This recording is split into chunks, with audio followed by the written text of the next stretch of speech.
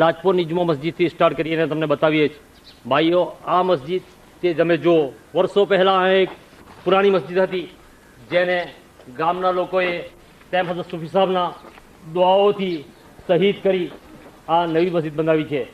જો એની આલિશાન ઇમારત, આ મસ્જિદનો મિનારો છે, એ મિનારાને પાછળથી મૌલવી અબ્દુલ અજીઝે રિપેરિંગ કરી સારી હાલતમાં લાવવા છે.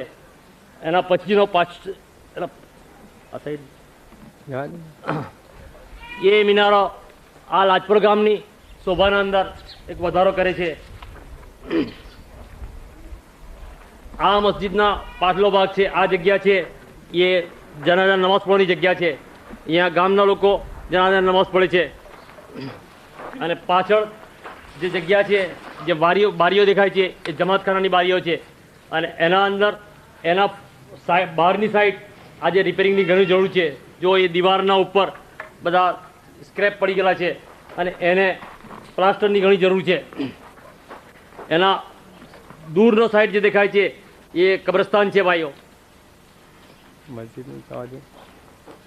મસ્જિદનું ચાલુ રાખો પછી કબ્રસ્તાન. આ મસ્જિદ ઘણા વર્ષો જૂની છે. એના લગભગ 65 વર્ષ થઈ ગયા છે મારા ભાઈ, 65 વર્ષ. અને તે પહેલા અહીંયા એક નાની સરખી મસ્જિદ હતી, તેને શહીદ કરી આ મસ્જિદ બનાવી છે.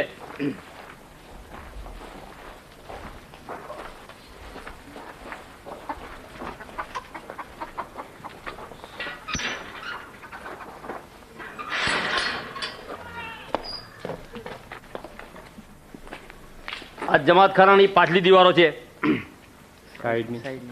સાઈડની પાછલી દીવારો છે. 1 2 3 4 વિન્ડો છે એના અંદર.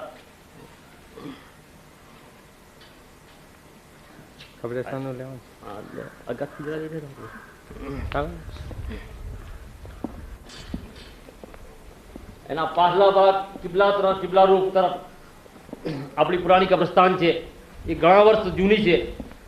લોકોથી સાંભળવામાં આવે છે કે ઓછામાં ઓછા એના 200 વર્ષ થઈ ગયા હશે.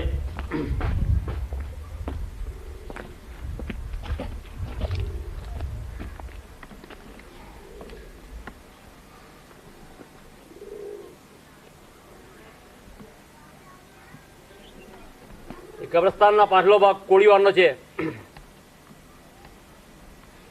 કબ્રસ્તાનના અંદર આ તુર્બતો જે ઊભી છે એ સુફી ખાનદાનની છે. એના અંદર ઘણા બુઝુર્ગો અલ્લાહના ફઝલ કરમથી મદફન થયા છે.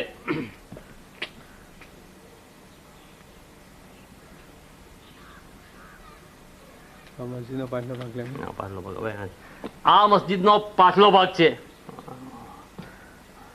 જેના અંદર 1 2 3 4 બારીઓ, 4 વિન્ડો છે. અને એને પણ પાછલા ભાગને પણ આપણે પ્લાસ્ટરની જરૂર છે.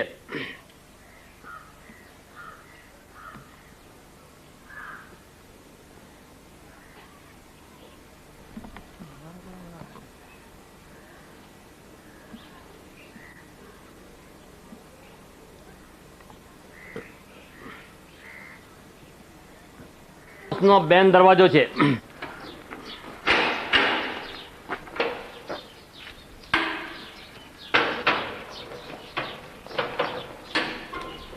વર્ષો પહેલા અહીંયા પુરાના દરવાજા હતા, એને કેન્સલ કરી નવા દરવાજો લોખંડના બનાવેલા છે. આ મિનારનો ઉપરનો ભાગ છે.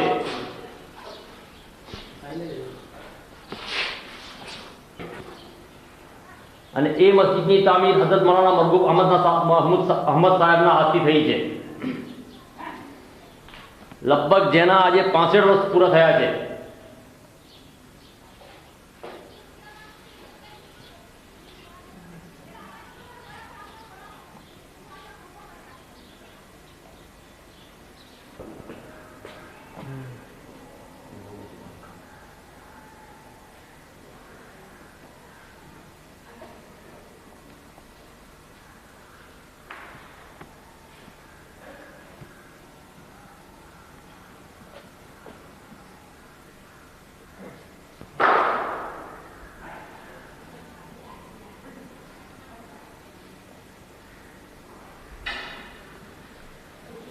બસ આગળ દેખાય.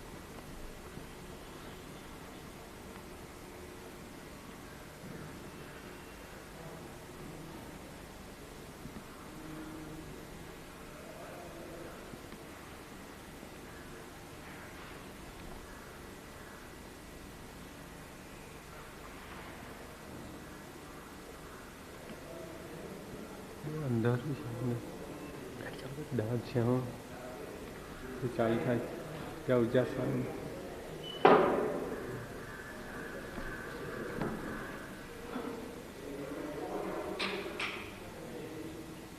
પંખા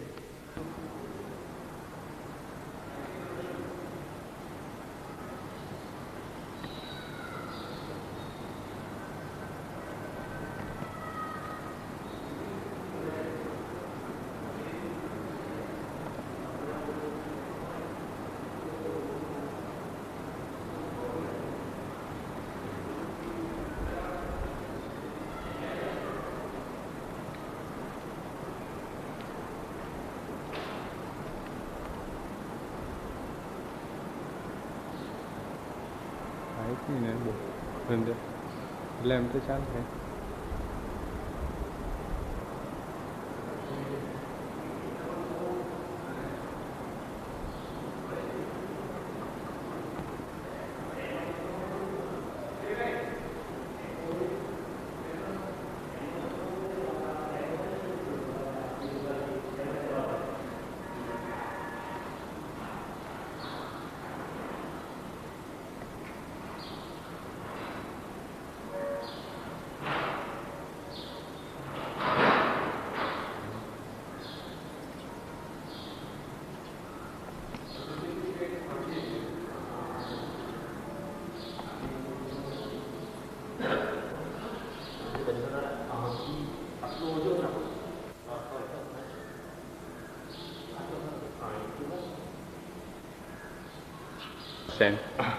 ભાઈ આ સેન છે એ પહેલાં પણ સેન હતી અને આ જરા ડીપમાં હતી અને આ ઉપલો આ ડીપમાં હતી.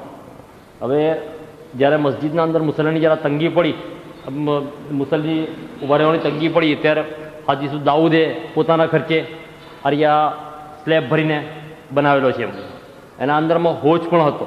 તે હોજને તોડીને અંડરગ્રાઉન્ડ લઈ લીધો છે અને તેના ઉપર સ્લેબ ભરી દીધેલો છે.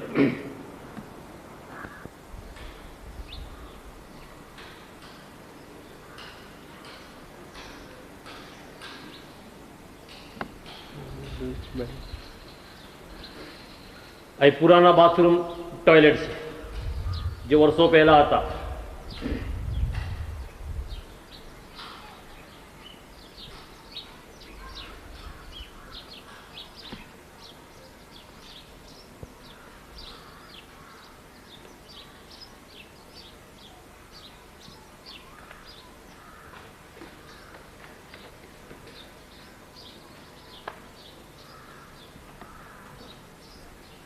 લાઈટ છે કે હલકાઈ દે એ લાઈટ છે લાઈટ નહીં હોય લાઈટ અંદર બહાર નહીં આવે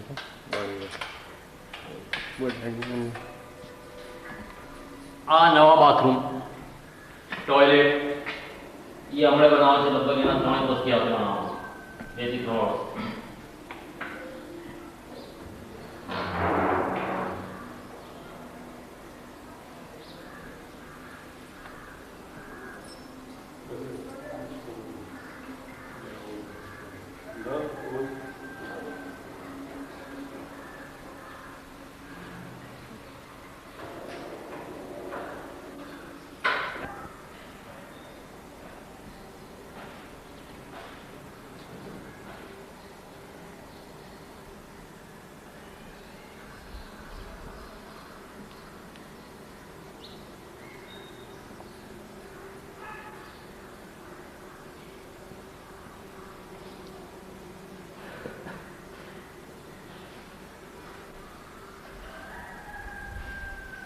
નથી ને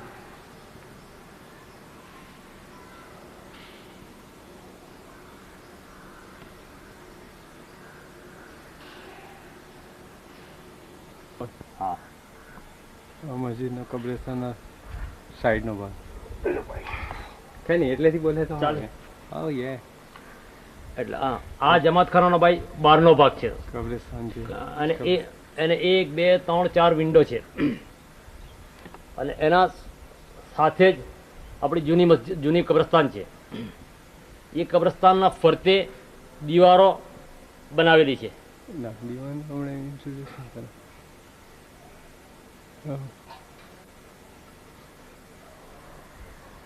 આ જમાતખાનાના બહારનો બી પ્લાસ્ટરની ઘણી જરૂર છે. બતાવો પ્લાન. તો બતાવો.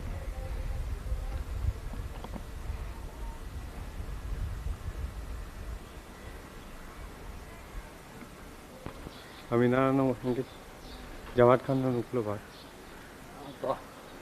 ભાઈ આ સેમનો ઉપલો ભાગ છે જે હમણાં નવું બનાવવામાં નવું ચણતર કીધું તે.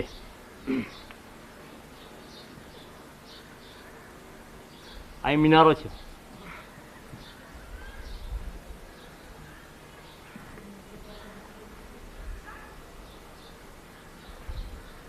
ના તો એટલે જ આવી ગયો છે. હા.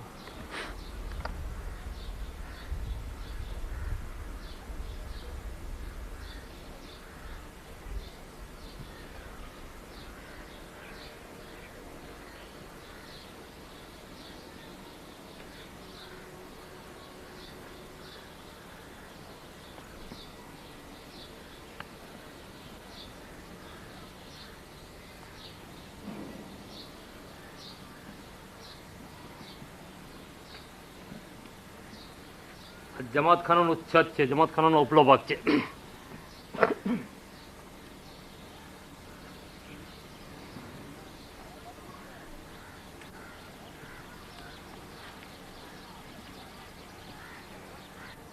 આ આપણી કબ્રસ્તાનની દીવાર છે. વર્ષો પહેલાં એ દીવારની હતી અને અહીંયા તારનું કમ્પાઉન્ડ હતું, પરંતુ લંડનવાળાની મહેરબાની તેમ સાઉથ આફ્રિકાના કંઈક ભાઈઓની તેમાં વધારે ભાગ જાડા મિસ્ટર અહમદ જાડાની તેમ હાજી યુસુફ દાઉદની ઉદારતાથી આ દીવાર બની ગઈ છે અને એનું કમ્પાઉન્ડ આજે પાકું થઈ ગયું છે. પણ એના ફરતે બહારની સાઈડ રફ પ્લાસ્ટરની જરૂર છે. માટે અમે લંડનવાસીઓને એક નમ્રતાથી અપીલ કરીએ કે તમે આટલું કરેલું છે તો આનો પ્લાસ્ટરનો તમે કંઈ ને કંઈ સગવડ અને બંદોબસ્ત કરી દઈએ એ તમારી ઘણી મોટી મહેરબાની છે. તમારા અને અમારા જ આબાઓ હસદાઓ એના અંદર દફન થયા છે. નવી કબ્રસ્તાન. હા, એટલે આગળ તમને દેખાય એ નવી કબ્રસ્તાન છે.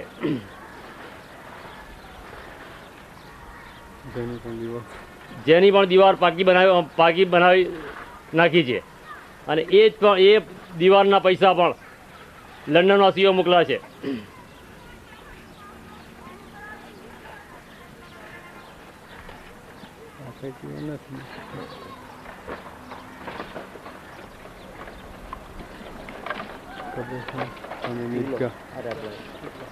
અહીંયાથી તમને સામે દેખાય છે એ ઈદગાહ છે. અહીંયા ચોમાસા વગર અગર વરસાદ ન હોય તો બંદેવ ઈદની નમાઝ એ ઈદગાહમાં અદા થાય છે. જેની દીવાર બિસ્માર હાલતમાં છે. એ અમારી જ કમજોરીને લીધે આ પ્રમાણે દીવાર બિસ્માર હાથમાં પડેલી છે. એને પણ રિપેરિંગ કરવાની જરૂર છે. ચાલુ રાખ.